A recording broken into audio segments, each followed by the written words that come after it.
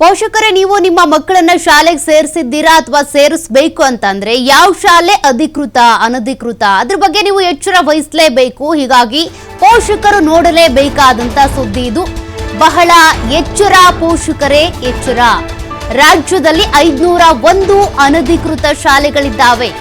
ಇನ್ನು ಕೂಡ ಯಾವ ಶಾಲೆ ಅಧಿಕೃತ ಯಾವ ಶಾಲೆ ಅನಧಿಕೃತ ಅನ್ನೋದನ್ನ ಶಿಕ್ಷಣ ಇಲಾಖೆ ಇನ್ನೂ ಬಿಡುಗಡೆ ಮಾಡಿಲ್ಲ.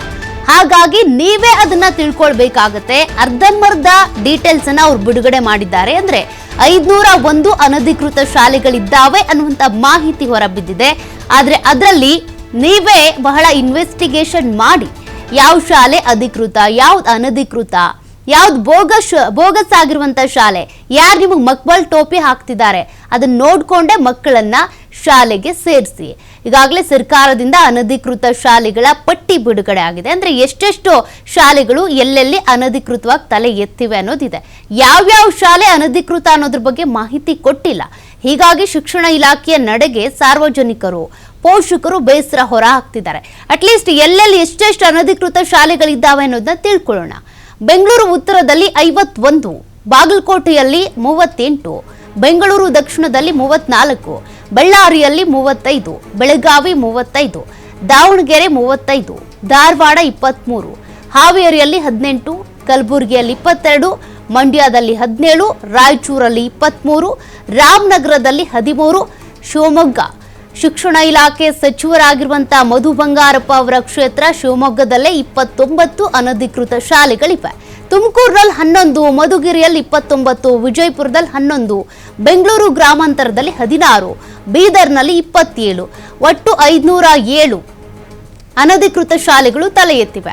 ಹಾಗಾಗಿ ಪೋಷಕರು ನಿಮ್ಮ ಮಕ್ಕಳನ್ನ ಶಾಲೆಗೆ ದಾಖಲು ಮಾಡಬೇಕು ಅಂತ ಅಂದ್ರೆ ಅಡ್ಮಿಷನ್ ಮಾಡಬೇಕು ಅಂದ್ರೆ ಪೂರ್ವಾಪರವಾಗಿ ಎಲ್ಲವನ್ನು ವಿಚಾರಿಸಿಕೊಂಡೆ ಆ ಶಾಲೆ ಎಷ್ಟು ವರ್ಷದಿಂದ ಅಲ್ಲಿದೆ, ಎಷ್ಟು ಮಕ್ಕಳು ಇಲ್ಲಿ ಪಾಸ್ಔಟ್ ಆಗಿ ಹೋಗಿದ್ದಾರೆ, ಆ ಶಾಲೆಗೆ ಎಷ್ಟು ಮಹತ್ವ ಕೊಡ್ತಾರೆ ಅಲ್ಲಿನ ಜನರು, ಅದೆಲ್ಲದ್ರ ಬಗ್ಗೆ ತಿಳ್ಕೊಂಡೇನೆ ಶಾಲೆಗೆ ಪ್ರವೇಶಾತಿಯನ್ನ ಪಡ್ಕೊಳ್ಳಿ. ಅದನ್ನ ಬಿಟ್ಟು ಯಾವುದೋ ಶಾಲೆ ಚೆನ್ನಾಗಿದೆ ಹಾಗಿದೆ ಹೀಗಿದೆ ಕೆಲವ್ರು ಬಂದು ಪ್ರಚಾರ ಮಾಡಿದ್ರು ಇಲ್ಲೇ ಬಂದು ಅಡ್ಮಿಷನ್ ಮಾಡ್ಕೊಳ್ಳಿ ಅಂತೇಳಿ ಅಪ್ರೋಚ್ ಮಾಡಿದ್ರು ಅಂತ ಸೇರ್ಸೋದಕ್ಕೆ ಹೋದ್ರೆ ನೀವೇನ್ ಕನ್ಸು ಕಂಡಿರ್ತಿರಲ್ಲ ಮಕ್ಕಳನ್ನ ಒಳ್ಳೆ ಶಾಲೆಗೆ ಸೇರಿಸ್ಬೇಕು, ಉತ್ತಮ ಎಜುಕೇಶನ್ ಕೊಡಿಸ್ಬೇಕು, ಒಂದ್ ಒಳ್ಳೆ ಹುದ್ದೆಗೇರಿಸ್ಬೇಕು ಅಂತ ಆ ಎಲ್ಲಾ ಕನಸು ಕೂಡ ನುಚ್ಚು ನೂರಾಗ್ಬಿಡುತ್ತೆ.